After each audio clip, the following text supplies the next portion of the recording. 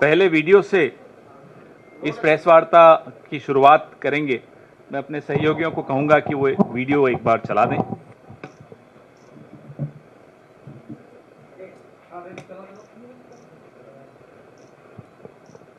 Volume. अब मैं अच्छी तरह जानता हूँ। एक बार थोड़ा सा दबाव डालो, थोड़ा सा धक्का मारो, डर के भाग जाते हैं। जैसे उधर से ट्रंप ने एक इशारा किया, फोन उठाया, कहा मोदी जी क्या कर रहे हो? नरेंद्र सरेंडर। और जी हजूर करके नरेंद्र मोदी जी ने ट्रंप के इशारे का पालन किया। आपको एक समय याद होगा जब फोन कॉल नहीं आया था, 7th फ्लीट आई थी, 71 की लड़ाई में 7th फ्लीट आई थी, हथियार आए थे, एयरक्राफ्ट कैरियर आया था। इंदिरा गांधी जी ने कहा मुझे तो जो करना है मैं करूंगी। ये फर्क है, इनका कैरेक्टर है। ये सारे के सारे ऐसे हैं। आजादी के समय से सरेंडर वाली चिट्ठी लिखने की आदत है, 1 सेकंड में थोड़ा सा दबाव पड़े भैया ये लो। हाँ, तो ये इनका कैरेक्टर है। धन्यवाद। तो आपने देखा जो हमारे बेचारे भक्तजन हैं पिछले 11 साल से एक पिक्चर बना रहे थे अपने हीरो पे, मुकद्दर का सिकंदर। पिक्चर बन गई। पिक्चर बनने के बाद जब निकल कर आई वो निकली नरेंद्र का सरेंडर। मुकद्दर का सिकंदर तो पता नहीं कहां गया। और नरेंद्र का सरेंडर जो आप बार बार देखते हैं, भक्तों को अब जाकर दिख रहा है। कई भक्त अब बेचारे हताश भी हो गए, निराश भी हो गए, सोशल मीडिया से दूर भी हो गए, व्हाट्सएप में ग्रुप छोड़ रहे हैं। हमें समझ में आता है उनका दर्द। देखिए, बहादुरी जो होती है ना, इंसान के चरित्र में होती है। उसका कोई इंजेक्शन नहीं होता, कोई दवाई का डोज ले लिया, बूस्टर शॉट ले लिया, ये सब नहीं चलता। बहादुरी तो अगर है तो है, नहीं है तो नहीं है। तो ये भक्तों के सरेंडर में बहादुरी बिल्कुल नहीं दिखेगी। कायरता का इतिहास इनका अपना, खुद इनके संगठन का खुद। जब इतिहास ही कायरता का है और ऐसा व्यक्ति अगर देश की बागडोर संभालता है तो देश का भविष्य खतरे में पड़ता है। वर्तमान में आपको सामने दिख रहा है। 10 मई की दोपहर को जब हमारी बहादुर सेना ने पाकिस्तान की गर्दन दबोच ली थी, हावी हो गई थी, अचानक फोन आता है ट्रंप साहब का, जैसा भी आपने राहुल जी को सुना। और फोन आकर बोला जाता है, नरेंद्र जी सरेंडर कर लीजिए। कड़क आवाज में बोला होगा, ये हमें पूरा भरोसा है। और यहां से भाई साहब जो हैं मिमियाते हुए सरेंडर कर गए। एक बार में निर्णय हो जाता कश्मीर का भी। पाकिस्तान घुटनों पर था, घुटनों से भी आगे हो जाता और ज्यादा पूरा नतमस्तक हो जाता। लेकिन फोन आ गया। और साहब को जब वहां से फोन आ जाए तो आप समझ सकते हैं कि हम तो वो सोच रहे हैं कि उनकी बॉडी लैंग्वेज, क्योंकि आजकल सोशल मीडिया पे बॉडी लैंग्वेज एक्सपर्ट्स भी बहुत हैं, उस वक्त बॉडी लैंग्वेज क्या रही होगी जब डोनाल्ड ट्रंप का फोन आया हो। पिछले 22 दिनों में अमेरिकी राष्ट्रपति 11-12 बार, अब तो हमने गिनना बंद कर दिया, लेकिन 11 बार से भी ऊपर, 1 दर्जन समझ लीजिए बार कह चुके हैं कि मैंने व्यापार की धमकी देकर सीज फायर करवाया। ये नहीं बोला उन्होंने कि मैंने प्यार से बोला, प्यार की भाषा इस्तेमाल की, व्यापार की भाषा इस्तेमाल की। मोदी जी का किसी ने अगर जवाब सुना हो तो बता दीजिए। कहीं कहीं आपने, आजकल तो बड़ा रोड शो कर रहे हैं, अपनी नसें दिखाते हुए सिंदूर सिंदूर सिंदूर, कहीं आपको दिखा हो नरेंद्र मोदी ने कहीं जवाब दिया हो डोनाल्ड ट्रंप को? आंख उठाकर नहीं सुनाई देगा आपको। क्यों? क्योंकि नाम नरेंद्र, काम सरेंडर। ये हकीकत है इस व्यक्ति की जो पिछले 11 साल से इस देश की बागडोर संभाले हुए। 1 महीना हुआ से ज्यादा ही हो गया, हम लगातार ये सवाल पूछ रहे हैं साहब, देश के आत्मसम्मान के साथ ये सौदा क्यों? हम पूछ रहे हैं पहलगाम के आतंकियों का क्या हुआ? हम पूछ रहे हैं सीजफायर किन शर्तों पर हुआ? हम पूछ रहे हैं कहां है हाफिज सईद, अजहर मसूद, दाऊद इब्राहिम, अनेक ऐसे आतंकी, पहलगाम के आतंकी पहले ये वही ग्रुप है, एजेंसियों की द्वारा जो जानकारी मिलती रहती है हम सबको, आप सबको, ये वही ग्रुप है जो पहले ऐसे कई आतंकी हमले 4 बार तो कर ही चुका है, पुंछ में, गांडरबल में और भी कई जगह, गुलमर्ग में। तो उस समूह का क्या हुआ? आतंकी समूह का आपने सीजफायर तो बड़े दौड़ दौड़ कर दिया। ये जो महीने भर से जवाब की जगह, माफ कीजिएगा, सस्ते डायलॉग मिल रहे हैं, ये रैलियों का प्रेम चोपड़ा, हम ये पूछते हैं इनसे कि भाई रैलियों का प्रेम चोपड़ा डोनाल्ड ट्रंप के आगे क्यों रो पड़ा? क्यों नहीं जवाब देते? चलिए, डोनाल्ड ट्रंप को देने की हिम्मत नहीं है, हम सब आपसे सवाल पूछ रहे हैं, नहीं जवाब देंगे। सवाल पूछने वाला पाकिस्तान की भाषा में बात कर रहा है, सवाल पूछने वाला विपक्ष इस देश के टैक्स पेयर की बिहाफ पे, उसकी तरफ से उसके मन की बात आप तक पहुंचा रहा है। यह सवाल इस देश के टैक्स पेयर के मन में है, जो आपके सैकड़ों विदेशी दौरों का पैसा देता है, जो हथियार जो आप खरीदते हैं उसका पैसा देता है। ये उसके मन के सवाल हैं कि सीज फायर किन शर्तों पर हुआ, क्यों दबाव में आए, क्यों पाकिस्तान की हाथ में आई गर्दन को छोड़ दिया, किससे डर गए?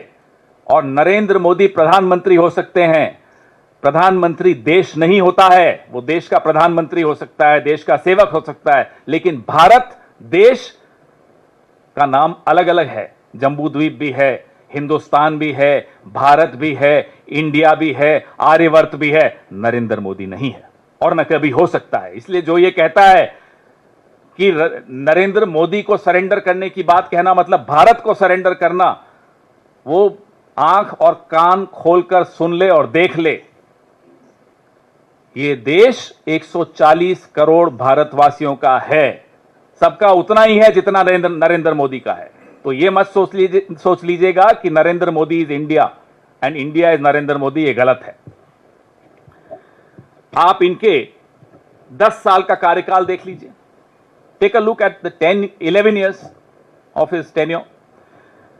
हमेशा सरेंडर करते हुए दिखेंगे, बड़ी बड़ी बातें, काला धन सरेंडर, फिर बड़ी बड़ी बातें, बेरोजगारी खत्म कर देंगे सरेंडर, किसानों की आय दुगुनी कर देंगे सरेंडर, चीन को लाल आंख दिखाएंगे।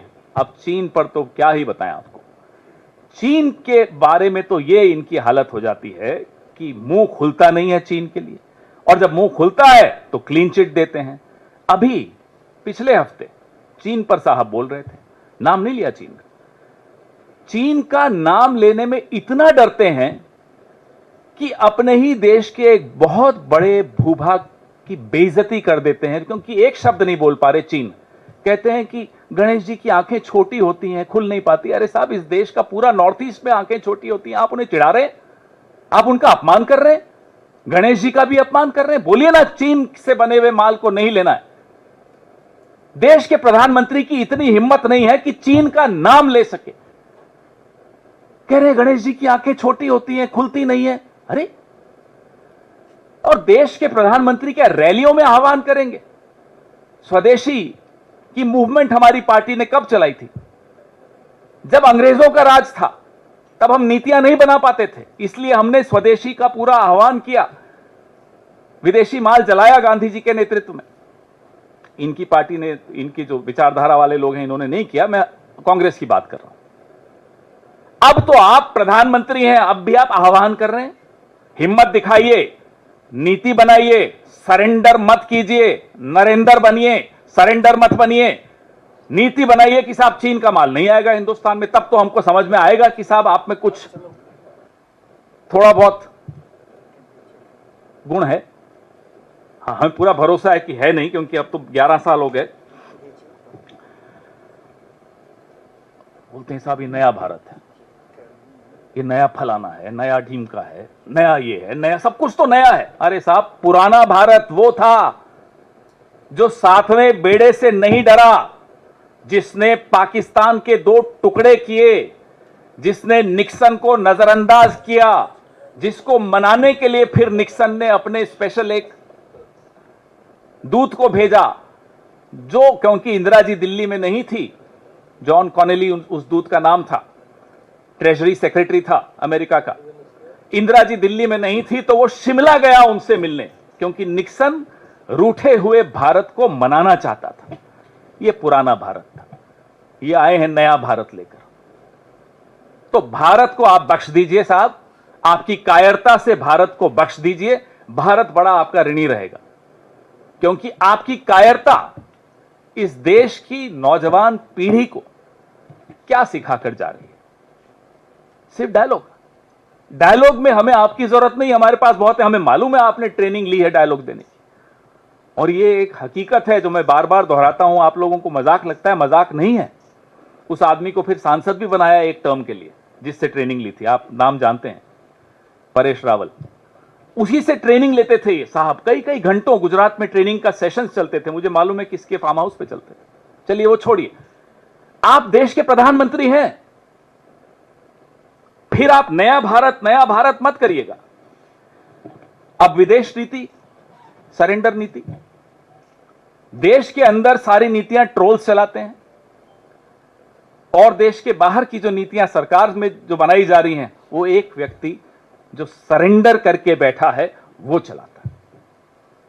बांग्लादेश पड़ोस में है, भारत की सीमा से 12 किलोमीटर दूर बांग्लादेश में एक पुराना खंडहर एयरबेस, अब उसको चीन अपग्रेड कर रहा है, मॉडर्नाइज कर रहा है, उसका रिपेयर कर रहा है, भारत की सीमा से 12 किलोमीटर दूर। ये अभी इसी हफ्ते की डेवलपमेंट, ये अभी 2-3 दिन पहले की खबर। यह विदेश नीति आपकी है कि संकट की घड़ी में एक भी देश, मैं दोहराता हूं, एक भी देश आपकी सुर में सुर मिलाकर पाकिस्तान को आतंकी देश नहीं करार कर पाया। आप नहीं कर पाए। जब ऑपरेशन सिंदूर आपने लॉन्च किया, एक भी देश, मैं फिर दोहरा रहा हूं, एक भी देश आपके साथ नहीं खड़ा था। वहां तुर्की खड़ा था, चीन खड़ा था, अजरबैजान खड़ा था, लगातार प्रस्ताव आ रहे थे। ऑपरेशन सिंदूर के पश्चात कुवैत ने वीजा रेस्ट्रिक्शन हटा दी पाकिस्तान पर से। कुवैत में 21% आबादी भारतीयों की है। कुवैत का जो लेबर फोर्स है, श्रमिक जो हैं, 30% श्रमिक कुवैत के भारत के हैं। अब ऑपरेशन सिंदूर के बाद डोनाल्ड ट्रंप ने जब भारत और पाकिस्तान को हाइफनेट कर दिया, उसके बाद कुवैत और पाकिस्तान एमओयू साइन कर रहा है लेबर पे, श्रमिकों पे।